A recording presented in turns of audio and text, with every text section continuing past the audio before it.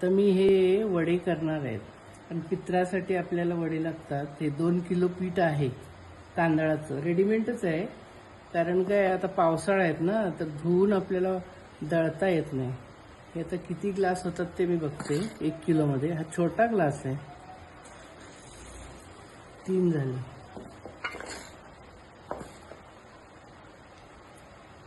4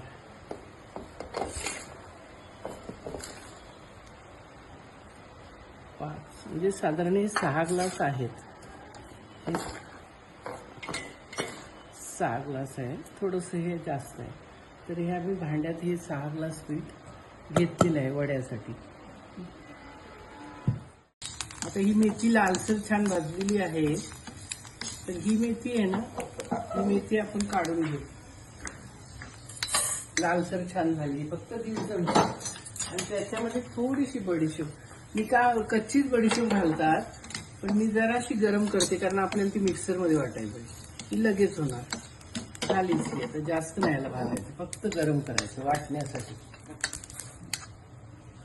हे थोडेसे धणे भाजायचे, म्हणजे जिरं, धणे, मेथी आणि उडीद काळे. आता 6 ग्लास ते तांदळाचं पीठ आहे. तर हे 6-6.5 ग्लास झालं ते. तर 1 किलो पीठ मी घेणारच आहे, कारण पित्राचं जेवण आहे. तर पित्रांना आमच्या इकडे वडे लागतात, कोकणातले आम्ही. तर आता हे मी 6-6.5 ग्लासला 1 ग्लास उडीद घेते. उडीद छान खमंग भाजून घ्यायचे. तर मी हे भाजते. मी थोडा वेळ झाला भाजून मी भाजते. तर ह्याचा आता वास सुटला ना छान खमंग, आपल्याला हे समजणार नाही की भाजलं का न भाजलं, कारण याचा कलर काळा आहे. हे जरा जरा पुटपुट झालं आणि वास सुटला ना खमंग, उडदाचा वास छान सुटतो. मग आपण त्याला त्या ह्याच्यामध्ये काढून घ्यायचं. हे भाजून झालेले आहे, त्याचा आवाज पण येतोय. तर ह्याला जास्त भाजायची गरज नाही. आपण असं म्हणजे जास्तच काळपटपणा करून भाजीपर्यंत नाही भाजायचं. म्हणजे असा आवाज आला आणि वास छान आला ना की झालं म्हणायचं, हे भाजले गेले. आता हे थंड झाल्यानंतर मला ह्याच्यात थोडे धने साबुत धने भाजून घालायचे आहेत अजून. तर साबुत धने भाजताना तुम्हाला दाखवते. आणि हे थंड झाल्यावर सगळं वाटायचं. आता ह्याला मिक्स केलं तरी चालतं, पण हे वाटायचंच आहे मिक्स करून आपल्याला. हे सगळं मिक्सचर आहे ना, मिक्सरच्या ह्याच्यामध्ये बारक्या भांड्यातच वाटायचं, तर हे चांगली पेस्ट बारीक होणार आहे. चांगलं पीठ झालं बघायचं. कुरकुरीत असल्यामुळे छान स्मूथ पीठ झालं. जसं हे पीठ आपलं आहे तसंच झालेलं आहे. आता हे आम्ही 6.5 वाटी म्हणजे 1 किलो पिठामध्ये तांदळाच्या हे घालून टाकते. ते भिजवताना तुम्हाला दाखवेन.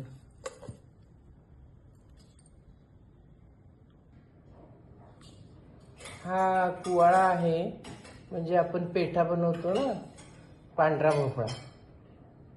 तर हा वड्यामध्ये थोडा घालायचा.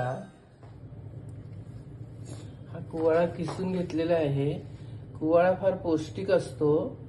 सर्वात पौष्टिक भाजी, फळभाजीमध्ये हेच पौष्टिक असतं. याच्यात बरेच फायदे आहेत. तर हा किसून घ्यायचा. हा कुवाळ्याचा किस केलेला आहे. तर हा मी असं दाबूनच हा 1 ग्लास घेते. 6-6.5 ग्लास आपल्याकडे हे होतं, पीठ घेतलं होतं. तर त्याचा हा कुवाळ्याचा किस एवढा घ्यायचा. जास्त घातलं तरी ते पीठ असं फसफसल्यासारखं होतं. हे मी 3.5 ग्लास ह्या ग्लासानं किस घेतला होता ना, ह्या ग्लासानं किस घेतला होता कुवाळ्याचा. तो 3.5 ग्लास पाणी घातलं म्हणजे, कारण जास्त व्हायला नको. पीठ 6.5 ग्लास आहे ना, कमीत कमी अर्ध तरी पाणी घातलं पाहिजे. हे उकळत ठेवलंय मी. त्याच्यामध्ये थोडंसं मीठ घालायचं. आपल्याला वड्याला मीठ लागतं. साधारण 2 चमचे मीठ घालते, कारण ते 1 किलो पीठ आहे तांदळाचं. त्याच्यात आपण 1 ग्लास उडीद डाळ वगैरे असं करून घातलेलं, म्हणजे 7-7.5 ग्लास ते झालंय सगळं मटेरियल.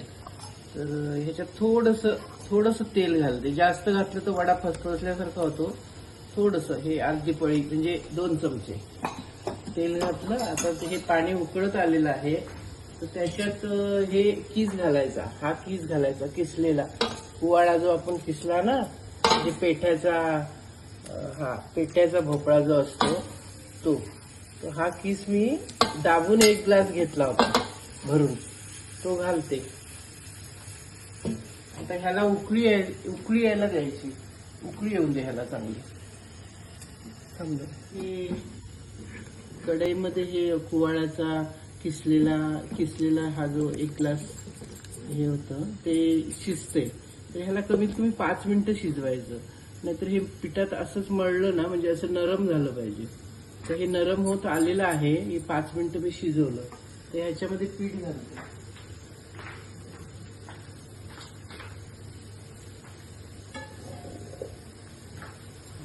हे जे वरती मी उडदाच्या डाळीचं, मेथी, उडदाची डाळ, धणे हे सगळं दाखवलं ना तुम्हाला. 1 ग्लास उडदाचं मटेरियल आहे ते. तर हे सगळं पीठ आहे ना याच्यामध्ये ओतून घ्यायचं. मुद्दाम मी मोठी कढई घेतली कारण हे आपल्याला कसं होईल, हलवता येईल चांगलं. बस आता गॅस बंद करून टाकायचा आणि ह्याला चांगलं हलवायचं. म्हणजे ह्याच्यातच आपण पीठ मळू शकतो म्हणून मुद्दाम घेतली कढई, कारण हे बरं पडतं. फक्त याला काय वाफ घ्यायची असते. आता मी गॅस बंद केलेला आहे उकळून झाल्यानंतर. तर ह्याला झाकून ठेवायचं असं चांगलं हलवून. म्हणजे हे झाकल्यानंतर जरा गरमपणा त्या सगळ्या पिठाला लागतो आणि आपण थंड झाल्यावर ह्याला मळून घ्यायचं. कमीत कमी ह्याला 4 तास असे लागणार, तेव्हाच हे पीठ वड्यासाठी मळल्यानंतर तयार होणार आहे. कमीत कमी हे 4 तास लागतात असं वाफ यायला म्हणजे असं झाकून ठेवल्यानंतर असं हे येतं ना आपलं, कसं थोडंसं नरम होऊन यायला लागतं हे पीठ. आपलं मळल्यानंतर मग हे येतं नरम होऊन. हे आता मी गरम पाण्यात घातलेलं हे वड्याचं पीठ आता थंड झालेलं आहे. थोडंसं गरम असलं तरी चांगलं असतं, आपलं पुढचं येणारं पीठ चांगलं येतं. आता हे मॅश करून घेतलंय मी. तर सगळीकडे ह्याला वाफ लागलेली आहे. तर ह्याला आपण आता मळून घेऊ. थोडंच पाणी घालायचं, जास्त लागणार नाही. मुद्दाम मी हे कढईतच मळते कारण हे आजूबाजूला सांडतं मळताना. म्हणून त्याच्यातच वाफ घातली मी करायला. बस जास्त पातळ करायचं नाही. हे 2-4 आता एक तासभर झाला ह्याला मी पाण्यात, गरम पाण्यात घालून या पिठाला. आता ते थंड झालेलं आहे. आता ह्याला मळते आणि ह्याचा गोळा करून ठेवून देते. वड्याच्या पिठामध्ये हा कोळसा जर गरम झाल्यानंतर मी लाल भडक झाला ना गरम की त्याला मी ते तेलामध्ये हे घालणार. ते दाखवते मी तुम्हाला. याचा फ्लेवर छान. हा पिठाचा गोळा मळून तयार झालेला आहे. तर आता मी काय करणार, ह्याला असं उबट करते हा गोळा. कारण ह्याच्यात मला ते कोळशाचं गरम झालेला कोळसा आहे ना तो ह्याच्यात घालायचा आहे. हा कोळसा आता मी तापवलेला आहे, लालसर झाला बघा. तर ह्याच्यात काय करायचं, आपण तेल घालायचं. म्हणजे ह्याचा जो धूर येतो ना हा स्मोकी फ्लेवर, याला आता आपण असं बंद करू. म्हणजे त्या वड्याला छान स्मेल येणार आहे स्मोकी. मी आता मळून पीठ झाकून ठेवलेलं आहे. हे थोडं झाकून ठेवायचं आपण असं. आता ह्याच्यातलं मी ही वाटी काढून घेते. हे जे स्मोकी फ्लेवरसाठी हे खूप कोळसा घातला होता ना हा गरम करून, तर ह्याचा फ्लेवर आलेला आहे. ही वाटी काढून घेते. हे कोळसे टाकून द्यायचे. आपल्याला ह्याच्यात काळेपणा काही थोडं दिसत नाहीये आणि हे तेल ह्याच्यातच ओतून टाकायचं.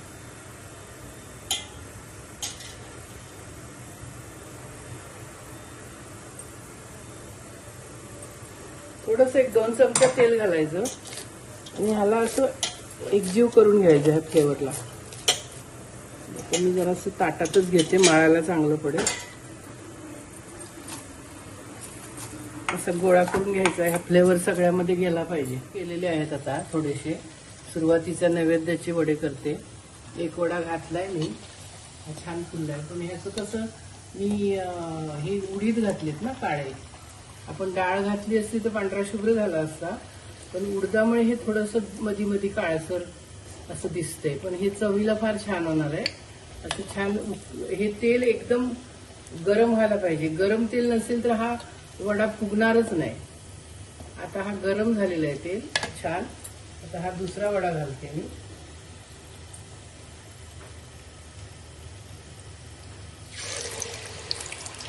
लालसर छान झाला हा. मला काढून घ्यायची. हे कसं तेल एकदम छान गरम झालं तरच हे चांगलं होतं. आता आम्ही दुसरा थापून घेतो तो होईपर्यंत.